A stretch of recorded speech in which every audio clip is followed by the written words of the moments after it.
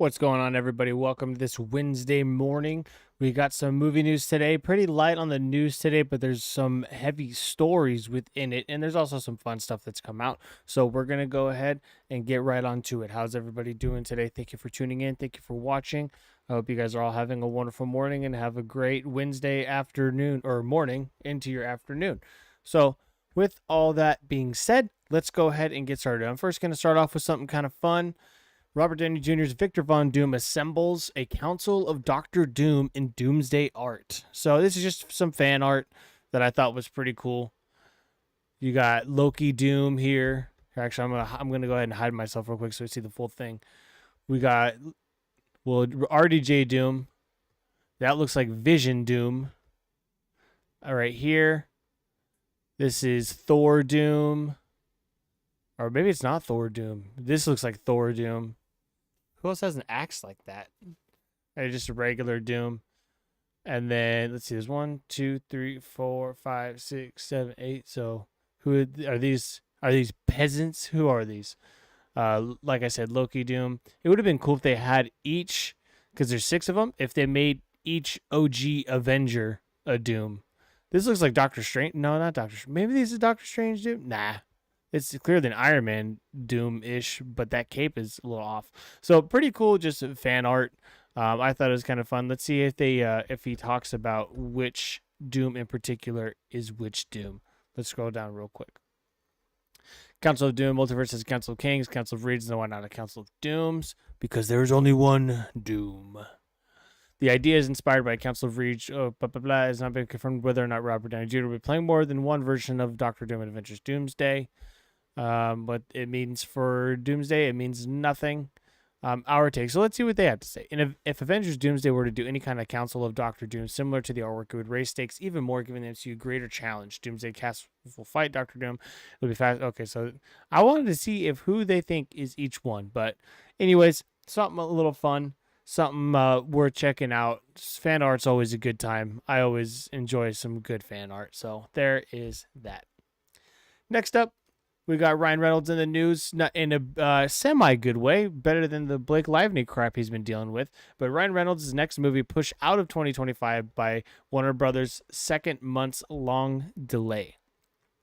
Ryan Reynolds' upcoming R-rated live-action and CGI hybrid movie is delayed. Deadpool actor was most recently seen in the R-rated action comedy Deadpool and Wolverine, which grossed over $1.3 billion worldwide and became the second highest-grossing film in 2024. Last year, he also teamed up with John Krasinski for the family comedy If, in which he starred and produced. It's a really good movie. You should watch it. Great family night movie. Looking ahead, Reynolds has several titles in various stages of development. He is working with directors Jonathan Goldstein and John Francis Daley. They do a lot together. On the live-action adventure movie Mayday for Apple TV+. Jonathan Goldstein and John Francis Daley, I think at one point they were set to direct The Flash as well. I know they wrote Spider-Man Homecoming or something like that, but they do a lot of work together. While details are under wraps, Reynolds is joined by Kenneth Branagh, Maria Balkova, Marcin Dokorinsky, Lavelle Adams-Gray, Clark Johnson, and Alex Malari Jr. in the cast. He's also expected to star in Paul King's Everyday Parenting Tips, Rashawn Marshall Thumber's Netflix movies Red Notice 2 and 3. Oh no, they're doing Red Notice 2 and 3. Yikes. And Sean Levy's Boy Band. Ryan Reynolds' Animal Friends has been delayed to 2026. This is Animal Friends' second delay. Wait, so it's which one got delayed? The Mayday?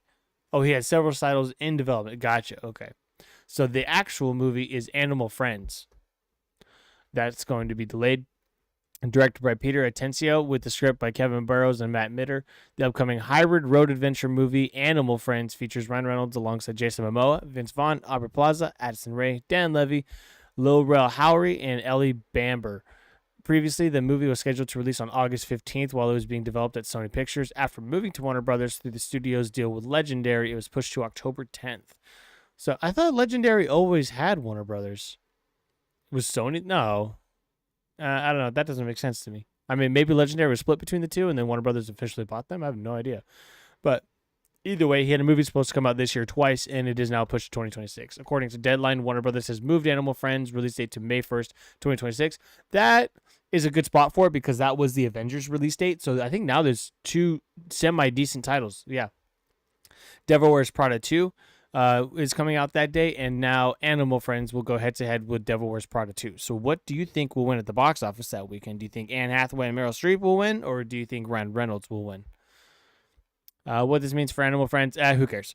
So, with that, Ryan Reynolds' new movie pushed to May 1st, 2026. Good release date for it. They obviously haven't done much filming, or if they're done filming, they haven't done much post-production because August is literally 2 months away and October 2 months behind that. So they literally don't have enough time to do any of that. So let me know down below what your thoughts are. I think it's a good move. It's a good date to get there too. Start of the summertime movie season for next year. Moving on, we have Andrew Garfield and 2 of 2025 Oscar nominees are in talks for Luca Guadagnino's new OpenAI CEO drama. So Luca Guadagnino, his last movie was Challengers. I heard it was a good movie. It just didn't get about a lot of buzz around it, but it looked like an okay movie, and apparently it was much better than people anticipated. Just nobody went to go see it. So let's see what he's going to do next with Andrew Garfield. Andrew Garfield and 2 Oscar-nominated actors are reportedly in talks to star in the Luca Guadagnino movie about OpenAI. Guadagnino recently directed Garfield in After the Hunt, which stars Julia Roberts and Ayo Edebiri. Edebiri? I don't know how to say his name, and is expected to arrive in theaters October 11th. The film stars the director's film Challengers with Zendaya, Mike Feist, Josh O'Connor arrived last year. However, his planned DC movie Sergeant Rock has recently been confirmed as canceled. So he had Sergeant Rock, got canceled, said, all right, I'm moving on. I'm going to do AI. According to Deadline, Garfield, Monica Barbaro, and Honora Zura Brisov are in talks to star in Guadagnino's Artificial. That's going to be the title of the movie, Artificial. No deal has been reached, but Guadagnino is negotiating with Amazon MGM Studios to helm the project with a script from Simon Rich. I could see Amazon getting it. They have a big theatrical push right now going, so they're going to do everything they can to get as many stars as they can. And Andrew Garfield, he's not necessarily a star, but he is a well-known name. The movie will reportedly revolve around the artificial intelligence company OpenAI in 2023, which saw CEO Sam Altman fired and rehired in a short period of time. While negotiations are ongoing and the movie is still in development, the plan is to begin production later this year. Okay, so I kind of like that. I like that they're doing it semi-biopic, and I would assume Andrew Garfield would play Sam Altman. So we'll see. Andrew Garfield was really good in Social Network. And so he can put on that business face and that demeanor and that attitude. So I'm interested to see how that will turn out. So hopefully Amazon gets it and they get this stuff made, and it'll come out in probably late 2026 or early 2027. So with that, moving on. Avatar 3 plot details revealed how the Sully family has changed after the Way of Water's major death. So I do not know the time frame in which is going to be the separation between the two movies. I would assume now a couple of years, but let's see. And then is it the actual plot details that come out? Because it's pretty early for plot details. Avatar Fire and Ash plot details reveal how the Sully family has changed following the Way of Water's major death. A sequel to spoilers, by the way, if you haven't seen Way of Water. A sequel to 2009's Avatar 2022's The Way of Water jumps ahead 16 years and introduces Jake's and Neytiri's Na'vi family, including the oldest sibling, Netayam, his reckless younger brother, Loak, their younger sister, Took, and an adopted spider. Not an adopted spider. The kid's name is Spider. During Avatar Way of Water's ending, Netayam was tragically killed during a raid on the RDA, a death that is expected to have significant consequences in the upcoming Fire and Ash. Yes, it was pretty sad. Talking to Empire, the Avatar cast discussed how Netayam's death will affect their characters in the upcoming Fire and Ash. Dalton says that his death forces Loak into a leadership role he never expected and leaves him feeling undeserving and guilt-ridden, as he believes he's the only finally seen because of his brother's death. Wow, that's some good character development, or potential for good character development there, and good writing for the character himself. Loak was born to be a leader, but he's never been given the trust. When Netayam dies, there's no way he ever imagined finally being able to be seen. He blames himself. Bliss says that Netayam's death will deeply change Took, marking her first experience with loss, though she remains her strong-spirited self and may take on a bigger role in the Sully family. Well, yeah, she's part of the tree spirit, so she has to. I don't think she'll ever be the same, but it's the first time she's experienced a death in her life. She's still her small and mighty self, and maybe she'll move up the Sully ranks. For Spider, the son of RDA Colonel Miles Quaritch, Champion says that Natayam's death intensifies his inner conflict and guilt over saving his villainous father, pushing him to confront his identity and struggle with where he truly belongs. I think with Spider, what they're going to do, they're going to end up making him a Na'vi like they did with Jake. He feels very conflicted. His dad is reborn into this Na'vi form and still as ever, if not more so, and he still felt like he had to save him. You see that guilt play out in the evolution of Spider trying to figure out where he belongs. Ooh, wait, are they going to maybe turn him into a Na'vi, or he's going to stay human, go back home, and make amends with the Na'vi tribes? Talk to the president or whoever's in charge on Earth then, and they could do like a cohabitation type thing. That'd be interesting. Bailey Bass says that Saira, Loak's closest friend and potential love interest from the Matikanya clan, will see her relationship with the Sully family continue to grow after Natayam's death, which also intensifies her inner struggle between following her upbringing and doing what she feels is right. Syria, I forget her name, has this turmoil between what's right and standing up for people versus what you're taught your entire life. Let's see. Okay. In Avatar Fire and Ash, the Sully family. Okay, no shit. You already said that. So with that, there's really no plot details there. It's just talking about each character, or each actor is talking about how their character has kind of grown in a way ever since the death of the oldest son from the Sully tribe. So with that, let me know down below. Are you excited for Avatar Fire and Ash? Did you like Avatar The Way of Water? Do you like the Avatar franchise in general as a whole? I do. I think it's all right. I felt like Avatar Way of Water was a complete, beat by beat copy of the first one. So it was still good, but it literally felt like I was watching the same exact movie, except it dealt with water instead of the forest. So I hope they change it up a little bit in Avatar Fire and Ash. Moving on, kind of blending in some sports news here. Steph Curry produced basketball documentary Good Shot reveals emotional trailer. So with this, Steph Curry, he's kind of getting involved in the movie business quite a bit, because he also is producer of a Sony animated film called GOAT, coming out, I believe, next year or the end of this year. I think it's the beginning of next year, like February. But let's see what this documentary is all about. LA area hoops hero Maxwell Henderson is the focus of the Feature Point premiere this month at the American Black Film Festival. Good Shot is a basketball-focused documentary feature that counts Steph Curry as a producer, has debuted its first trailer. Good Shot follows erstwhile Los Angeles basketball area, Maxwell Henderson. Okay, you keep welcoming yesterday. Yesterday can't doing nothing for you. What the fuck? Yesterday can't doing nothing for you, brother. One individual scolds the trailer. Okay, so this is a documentary. So let's see what the trailer is. Let's give it a watch.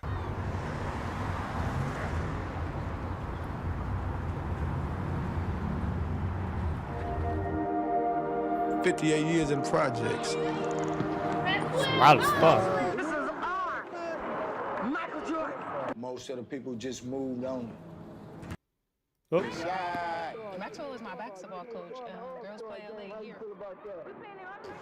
They went around and around and around and around, and it came out. Everybody said, "Oh." There's never been another gym. Who is My turn. They hit him like 10 in a row. He couldn't believe it. Like I'm robbing him. Pete Maxwell from Isaiah Thomas, 10 to 5. He need too much in the past. Told you suckers I was gonna be rich, but I didn't tell you. I didn't tell you. Get the ball. I ain't got time for all that. Get the ball. Ain't got time for all that. But you know something better than I know. I don't know what it is. MVP.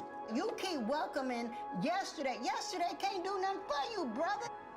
You got babies that you need to be whole for. I don't think you need to listen to him. I do listen. I listen every day. But why is you going over there? Boom, boom, boom. Why you running, you coward?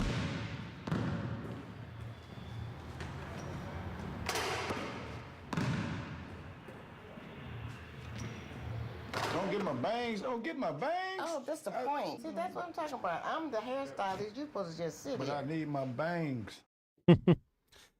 Dang. Well, it's called Good Shot, and the end where he's like bang, bang, bang. It makes me a little worried it's not gonna end well. But while this does look like a pretty good documentary, I think it'd be a better film. So, or maybe they can translate it into a film. later on. Like, there's one Last Breath. I think that was a documentary. There's been a bunch of these, but the most recent one I believe was Last Breath, and the movie came out this past February, I believe, February, March. But there's a documentary on it as well. So they took the documentary, made a movie out of it. I kind of think that they should do that with this. This Good Shot documentary looks like it could be a really good movie. So with that, let me know down below. Are you excited to see this documentary Good Shot from producer Steph Curry? Are you going to see the movie GOAT? Like I mentioned, it's a kid movie. But go ahead. I think the trailer might be. I'll go ahead and look at that trailer too if you'd like to. So Steph Curry getting real involved with the LA Arts there. Let's move on to the next topic, which is going to be Cillian Murphy won't appear in 28 Years Later trilogy until the end of the second movie. Danny Boyle hopes his casting gets the third film financed. Okay, so with this, I don't know if everybody knows, they got 28 Years Later coming out this year, and then in February or March next year, they have 28 Years Skeleton Bones or something like that, some stupid secondary title. But that's like a second movie in the 28 Years trilogy that they want to make, even though 28 Years Later is the third of the trilogy of the 28 days and 28 weeks. Very confusing stuff, kind of. But a lot of people were thinking Cillian Murphy was going to be in this one. Everybody said he's going to be in it. This one coming out this month. And apparently he is not. But the third film, so they want to do a trilogy of 28. They want to do a 28 years trilogy. But the third movie, that Sony's not giving them the money for it. So people need to go see 28 Years Later and 28 Years Bone Collector. Bone Collector, I think is what it's called. Not Skeleton Bones. Whatever. So you guys got to go see those movies in the theaters to get it financed. And they're hoping, apparently Danny Boyle is hoping that because Cillian will appear in the Bone Collector, 28 Years Later Bone Collector at the very end, it'll produce hype and cause more people to go see the movie, which would then get the third movie financed. So we'll see. With that, let's read this article now that I'm done ranting on my own, or talking on my own. Cillian Murphy is coming back to the 28 Days Later franchise, though his return will have to wait. In interviews with the Business Insider and IGN, director Danny Boyle says that Murphy, who starred in the original 28 Days Later in 2002, does not appear in the upcoming 28 Years Later, but he will feature in the ending of 2026 sequel, The Bone Temple. I said The Bone Collector, The Bone Temple, my bad. Something with bones. He is in the second one. I shouldn't give away too much. I'll get killed. Fair enough. Sounds like you already did. Because now, I guarantee most people that we're going to go see 28 Years Later, we're going to go see Cillian Murphy. But, I mean, I'm still going to see it either way. I haven't seen any of them, so I'm still going to see it either way, but still. Boyle and writer Alexander Garland conceived 28 Years Later as the start of a new trilogy. Oh, excuse me. The franchise revival, which stars Aaron Taylor Johnson, Jodie Comer, and Ralph Fiennes. Ray Fiennes filmed back-to-back with its follow-up 28 Years Later, Bone Temple, which is directed by Nia DaCosta. Nia DaCosta most recently did The Marvels. That movie was not her fault. So give her a second chance. A trilogy capper remains in development and could be greenlit if 28 Years Later becomes a box office hit. Boyle hopes that incorporating Murphy, who is coming off a Best Actor Oscar win for Oppenheimer, could also help secure financing for the third film. All I can say is you have to wait for Cillian, but hopefully he will help us get the third film financed, Boyle told Business Insider to IGN. Although each story in the trilogy completes itself, there's a handover section to the next film as well. So it's very ambitious. We haven't got the money for the third one yet. It will depend how the first one does, I guess. But hopefully if we do okay, they'll give us the go-ahead for the money and for the third one. Everybody's standing by for that, really, including Cillian. So with this, I think it actually would have been cool for what they're going to do with the Beatles movie. They're going to do four individual movies about the Beatles, and they're going to release each one a week. So then I wish they could have done that, had that idea with this 28 Years Later trilogy. Have 28 Years Later, have 28 Years Later Bone Temple another week, and then 28 Years Later Dip in the Pond. I don't know what it's called. So that would have been cool if they did that, but they just couldn't get that third one financed. I bet if they could, then they would have done it like that, because that would have been a lot of fun. Boyle also shared with Business Insider that getting Murphy on board for the trilogy helped him get approval to film 28 Years Later with iPhones. You promised him Cillian Murphy, and that's quite a deflection of any technical concerns. They soon forget. We nakedly use that to get our own way. What better promise could you make? Boyle's original 28 Days Later was one of the first blockbuster roles for Murphy. He led the thriller as Jim, a man who awakens in a hospital to discover United Kingdom has collapsed amid an undead apocalypse. Fans have speculated that Murphy could return to the franchise, with some believing that a zombie in the first trailer was played by the actor. It is not. So with that, what do you think about this, that Cillian Murphy will not be in 28 Years Later that comes out this year, but he will be in the one that comes out next year? Let me know down below if you're upset.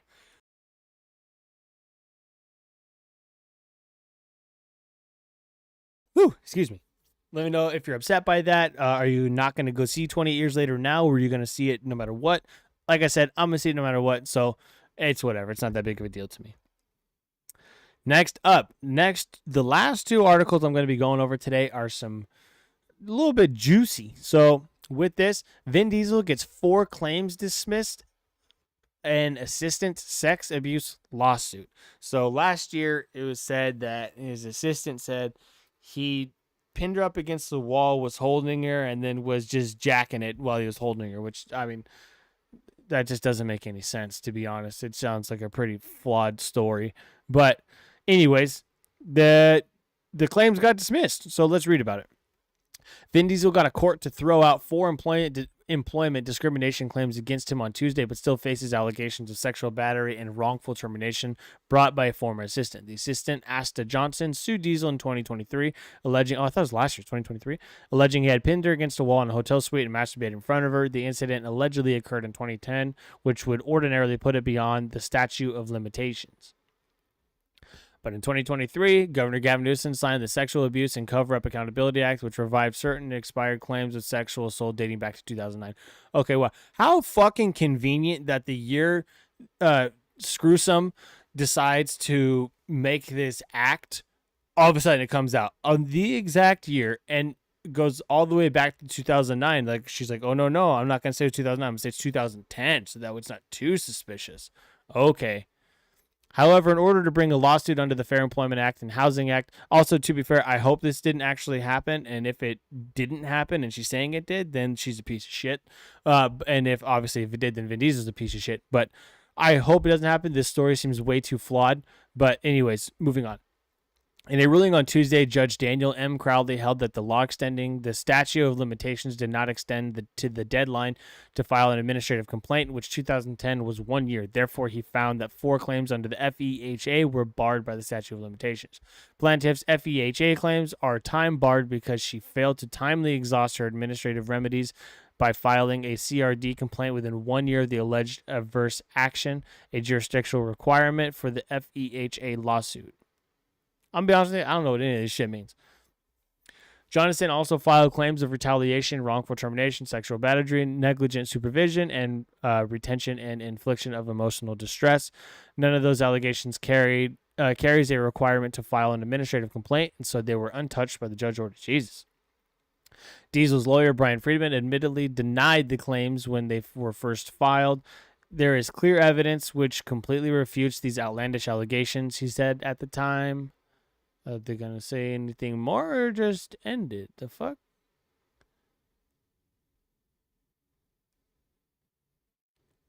That's it? There's clear evidence which completely refutes it. Okay, well, give me the evidence. Damn. All right. Well, I guess that's it for that article. I thought there was going to be way more to that.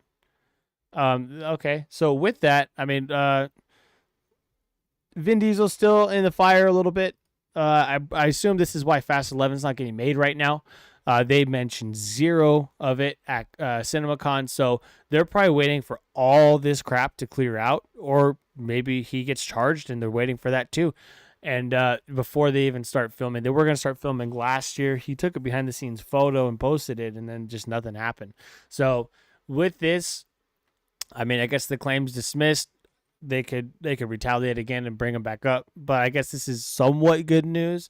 Everything else, the what did I say was going on still? The sexual assault case is still ongoing, I guess. They didn't mention that here, and I haven't seen anything else on it. But semi-good news for Vin Diesel. Still kind of in the flames a little bit. So let me know down below. What do you think about this? I'm not going to get too far into it. There's really no need to. But with that, going into our last article before a couple of fun little things. Las Vegas studio proposal backed by Sony and Warner Brothers dies in Nevada legislature. So what they wanted to do, a lot of people wanted to get like a secondary Hollywood going out in Las Vegas. And apparently that's not happening now. A proposal to build a movie studio in Las Vegas died in the Nevada legislature on Monday night as lawmakers refused to grant a $95 million annual subsidy. Sony Pictures and Warner Brothers had teamed up to support Summerlin Studios, a 31-acre facility that would have 10 sound stages. A bill to subsidize the project, AB 238, passed at the state assembly last week but died in the Senate on Monday night. Why? People just couldn't get there. Senator Roberta Lang, who backed the rival studio project in partnership with UNLV. When we're cutting other important things like housing, education, and healthcare, it's really hard to get a place where people feel comfortable putting a lot of money into something new. Are you stupid? This 31-acre thing with 10 sound stages, do you know how much jobs that would bring and how much more money would go back into the economy itself? I mean, it's Vegas. It's got a pretty decent economy as it is, but like it just would have added more, and you would have had more celebrities probably moving out there because they prefer to be there because Hollywood is dying. It's in California is a failed state. So these guys are idiots. Similar effort failed in 2023. The Nevada legislature meets every other year, so the next opportunity to push the project forward won't come until 2027. That's so stupid. These guys are dumb. Housing, education, and healthcare. I mean, I'm not going to say fuck that, but at the same time,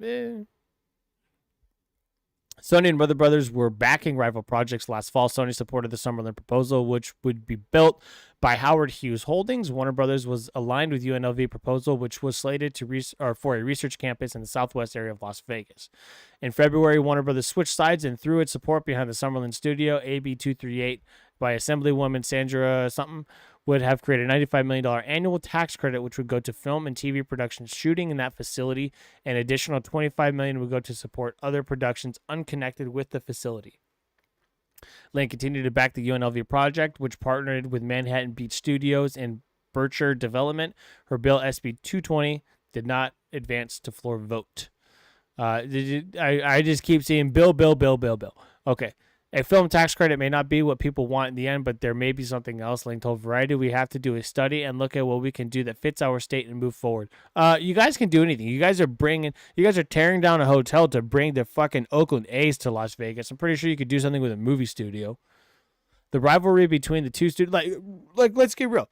Who's going to want to be out there in the heat of October September, October watching baseball? Nobody's going to want to do that, but you're going to put all the money into that, but not a film studio where it's inside with air conditioning? Stupid. The rivalry between the two studio projects did not help the cause from the outset. It was clear to stakeholders that only one at most would win approval. Okay. So anyways, what do you guys think about this? Would you like there to be a kind of mini Hollywood going in Las Vegas? Do you think this was good that it didn't pass? If you're from Las Vegas, let me know. Is it good or bad? What do you prefer? I think it's stupid that they denied it. I think it's stupid that they denied it in 2023, and they're probably going to deny it in 2027, which again would be stupid. You would create lots of jobs. You would have a lot of these people, rich people, probably come to move to Las Vegas for a short amount of time or permanently, like a lot of people have done, but moving out of California. I think it would be much better if you actually did it. I think it would bring a lot back to the state of Nevada. But, oh well, what can you do? So with that, that's it for today, but there was some fun stuff that I wanted to go over regarding the Fantastic Four. So let's get to that. First up is going to be my favorite thing, popcorn buckets. Let's watch.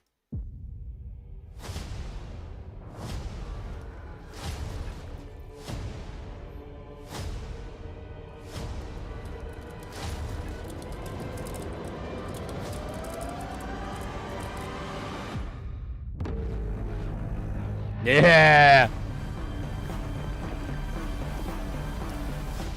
17 inches tall, dude. That's over a foot tall.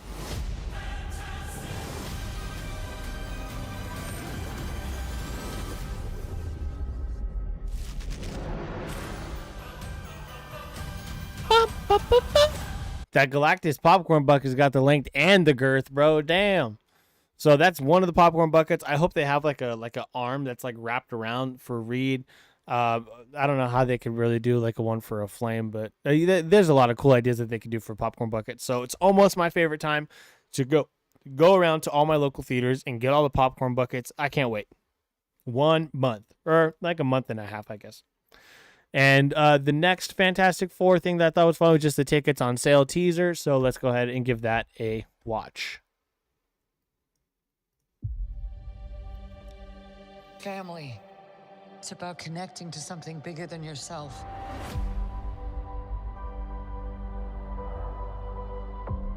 Whatever life throws at us, we'll face it together. Oh, you see a little baby. Johnny, now! As a family.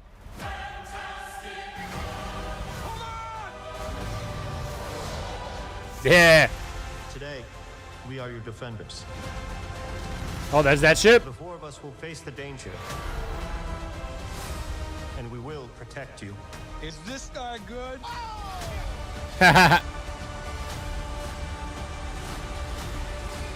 The clobbering time? Oh, yeah. Oh, yeah.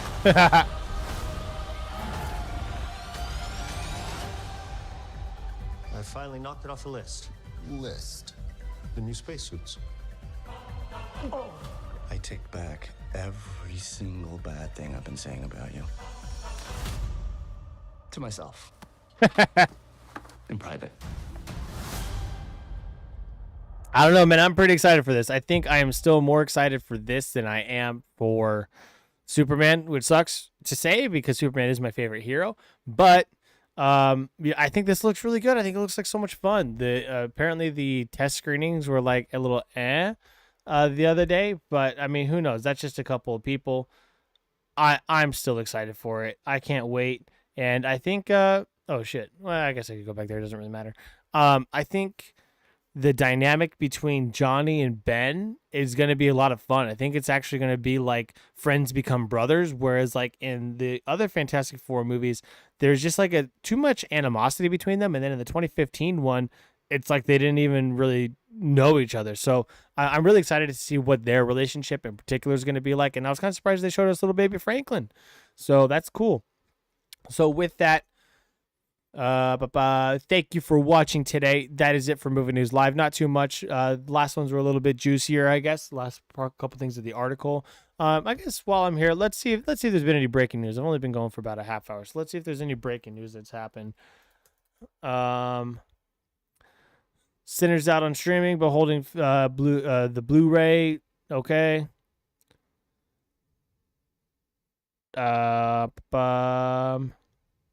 Nothing else too much. Yeah, no. All right. So with that, like I said, that is it for me. I'll wait throughout the day and see if some other news has come out. And then I will add that to tomorrow's video. So again, thank you for watching. I hope you have a great rest of your Wednesday afternoon, and keep watching the movies. See you tomorrow. Bye.